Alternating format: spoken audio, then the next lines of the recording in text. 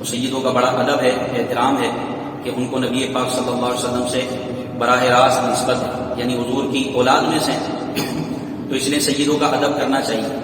اس میں بعض لوگ بلا وجہ میں دماغ خراب ہو جاتا لوگوں کا، وہ تحقیق میں پڑ جاتے ہیں، اچھا سید ہو، کہاں سے سید ہو بھائی، ذرا بتاؤ اپنا نسب نامہ بتاؤ۔ تو آپ کو کس نے بولا تحقیق کرنے کی؟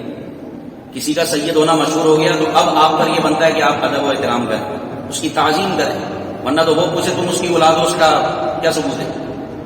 تو یہ تو گرم برم ہو جائے گا نظام، وہ ثبوت پیش ہی نہیں کر سکے گا۔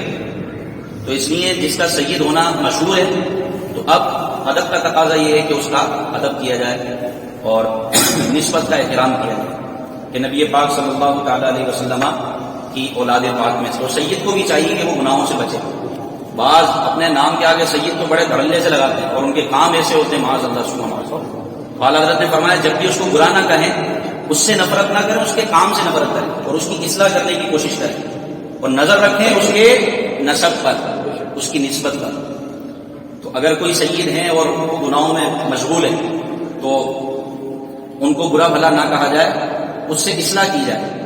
جیسے عام لوگوں کو جھاڑ دیتے ہیں یا ان کو برا بھلا کہا جاتا ہے، تو سیدوں کا ادب ہے، کیونکہ گناہ کرنے کی وجہ سے کہ بندہ کافر تھوڑی ہو جاتا ہے، گناہ گار ضرور ہوتا ہے لیکن وہ کافر نہیں ہو جاتا۔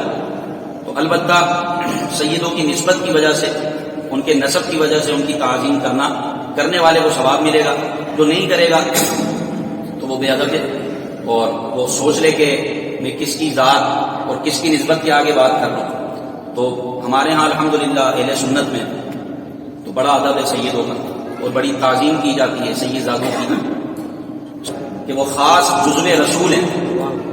تو اس طرح مدد کرنی چاہیے لوگوں کو۔ یہ مسئلہ تو پوچھنے میں بڑا شوق ہوتا ہے کہ سیدوں کو زکوٰۃ دے سکتے کہ نہیں دے سکتے؟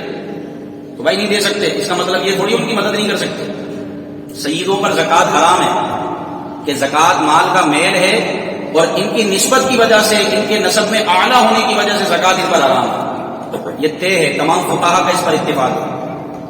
تو سیدوں کو زکوٰۃ نہیں دی جائے گی، لیکن اگر کوئی غریب ہے آپ کے سامنے اور سید زیادہ ہے تو اس کی مدد تو بنتی ہے نا۔ آپ زکوٰۃ کے علاوہ مال سے مدد کریں ان کی نسبت کی وجہ سے۔ اگر کوئی سید صحیح العقیدہ سنی ہے تو اس کی مدد کریں اور اس کو محتاجی سے بچانے کی کوشش کریں۔ آپ یہاں مدد کریں گے، وہاں اللہ تبارک و تعالیٰ آپ کے لیے غیب کے خزانے کھول دیں، کیونکہ آپ کس وجہ سے اس کی مدد کر رہے ہیں؟ نبی پاک صلی اللہ علیہ وسلم سے تعلق کی وجہ سے، حضور سے محبت کی وجہ سے۔ تو جو حضور سے محبت کی وجہ سے کسی سید زادے پر رحم کرے، اس کی مدد کرے، اس کا احترام کرے، حضور علیہ السلام خوش نہیں ہوں گے؟ آپ کسی کی اولاد کے ساتھ اچھا سلوک کریں، بتائیں ماں باپ خوش ہوں گے کہ نہیں ہوں گے؟ والدین خوش ہوتے ہیں۔ تو ہمارے آقا مولا سید الانبیاء صلی اللہ تعالیٰ علیہ وسلم یقیناً خوش ہوتے ہیں، اور اس پر تو واقعات بھرے پڑے ہیں۔ حضرت جنید بغدادی کا نام آپ نے سنا ہوگا، یہ پتہ کون تھے؟ یہ بغداد کے مشہور پہلوان تھے، حضرت جنید بغدادی۔ بغداد کے مشہور پہلوان، بادشاہ کے برابر میں آپ کی کرسی لگتی تھی، خلیفہ کے برابر میں آپ بیٹھتے تھے اور کسی کی یہ ہمت نہیں ہوتی تھی کہ کوئی آپ کو چیلنج کر سکے۔ ایک شخص بڑی دور سے کوئی آیا، بڑا کمزور سا، ہلکا پھلکا، اس نے آپ کو چیلنج کر دیا بڑے دربار میں کہ میں جنید سے لڑائی کروں گا، میں اس کو پچھاڑ دوں گا۔ لوگ نے اس کو دیکھا، لوگوں نے ان کی ہنسی چھوڑ دی، یہ ننا منا سا اتنا ہلکا پھلکا اور یہ بغداد کے مشہور پہلوان کو چیلنج کر رہا ہے۔ تو لوگوں نے مذاق اڑایا، جنید بغدادی بھی تیار ہو گئے اور کہا کہ ٹھیک ہے، یہ تو کچھ بھی نہیں ہے، 1 منٹ میں اس کو پچھاڑ دوں گا۔ جیسے آپ قریب ہوئے تو اس شخص نے کہا کہ جنید یقیناً تم پہلوان ہو، مجھے تو لڑنا بھی نہیں آتا، میں پہلوان نہیں ہوں، تم میری حالت دیکھ رہے ہو، لیکن سنو میں سید زادہ ہوں، میں غریب ہوں، میری 2 بچیاں ہیں جو فاقے میں ہیں اور جن کا میں نے نکاح کرنا ہے، میرے پاس پیسے نہیں ہیں۔ آج اگر تم ہار جاؤ گے تو مجھے کچھ مال مل جائے گا، میں اپنی بچیوں کی شادی کر دوں گا، لیکن میں وعدہ کرتا ہوں اس کے بدلے اپنے نانا جان صلی اللہ تعالی علیہ وسلم سے قیامت کے دن تمہیں انعام دلواؤں گا۔ جنید بغدادی عاشق رسول تھے، اگر سے پہلوان تھے۔ آپ نے 2-3 داؤں پیچ مارے اور اس کو بتایا کہ یوں کرنا، میں گر جاؤں گا تو میرے سینے پہ بیٹھ جانا۔ آپ نے یوں ہی کیا، آپ گر گئے، وہ سید زادے آپ کے سینے پر آ کے بیٹھ گئے اور آپ کو چت کر دیا۔ لوگ حیران ہیں، آج تک کسی نے جنید بغدادی کو نہیں ہرایا، یہ ہلکا پھلکا سا کمزور سا بندہ، اس نے بھرے دربار میں چیلنج کیا اور جنید بغدادی کو پچھاڑ دیا۔ سب لوگ اس کو کندھوں پہ اٹھا کے لے گئے۔ بھائی بادشاہ نے بڑے مال و منال سے نوازا، اور جو جنید بغدادی جن کی کرسی بادشاہ کے برابر میں لگتی تھی، ان کو کسی نے پوچھا تک نہیں. آپ کا دل بڑا غمگین ہوا، اکیلے اٹھے، اکیلے گھر گئے. رات کو سونے کے لیے لیٹے تو نیند نہیں آ رہی کہ میرا اتنا اسٹیٹس تھا، اتنا مرتبہ تھا، سب ختم ہو گیا، ایک لمحے میں سب ختم ہو گیا. اللہ اکبر. رات سوئے تو آپ کی آنکھیں کیا بند ہوئیں کہ آپ کی قسمت انگڑائی لے کے جاگ اٹھی. خواب میں نبی پاک صلی اللہ علیہ وسلم تشریف لائے اور کہا جنید ہم قیامت نہیں، آج تمہیں ولایت عطا فرماتے ہیں. آپ صبح اٹھے تو آپ کے گھر کے آگے دروازے پر ولیوں کی قطار تھی اور کہہ رہے تھے جنید رات کو جو تمہیں ملا ہے ہمیں بھی اس میں سے کچھ حصہ عطا فرما. ایک سید کے ادب کرنے کی برکت ہمیں اسلام سکھاتا ہی ادب ہے. آج کل کے لوگ بڑے منہ پھٹ ہو گئے، بھرم دے کر 2-4 کتابیں آگے رکھے، ان کو تمیز ہی نہیں ہے اللہ کی بارگاہ میں بات کس طرح کرنی ہے، نبی کے بارے میں بات کس طرح کرنی ہے، کیا جملے نکالنے ہیں، صحابہ کے بارے میں بات کریں تو کیا کرنی ہے، کس انداز میں کرنی ہے. جو منہ میں آتا ہے صحابی کے بارے میں بول دیا، جو منہ میں آتا ہے ولی کے بارے میں بول دیا.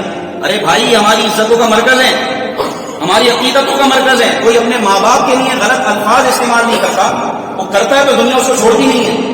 یہ انبیاء، اولیاء، صحابہ، تابعین، یہ تو یوں سمجھیں اللہ کے پیارے، اللہ کے ولی ہیں. حضرت جنید بغدادی سید کا ادب کرنے کی برکت سے آپ کو یہ مقام ملا. ہمیں چاہیے کہ ہم بھی ایک دوسرے کا، عام مسلمان کا ادب کرنے کا حکم ہے بھائی. ایک دوسرے کے مسلمانوں کو سلام کرنے کا حکم ہے کہ آتے جاتے ایک دوسرے کو سلام کرو، اور سلام کرتے وقت یہ نیت کر لو کہ اس کا جان، اس کی جان، مال اور اس کی عزت و آبرو مجھ پر حرام ہے، میں اس میں خیانت نہیں کر سکتا.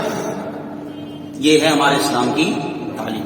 اللہ ہمیں بھی سیدوں کا ادب کرنے کی توفیق عطا فرمائے. تو جو شیخ حضرات ہیں، جو اچھے منصب پر ہیں، جن کے ماتے ہیں سید ہیں، تو آپ بھائی ان کو کچھ زیادہ دے دیا کرو. امیر اہل سنت شیخ طریقت ہمارے پیر و مرشد کو فرماتے ہیں ڈاکٹروں کو کہ بھائی کوئی سید آئے تو مفت میں علاج کر دو.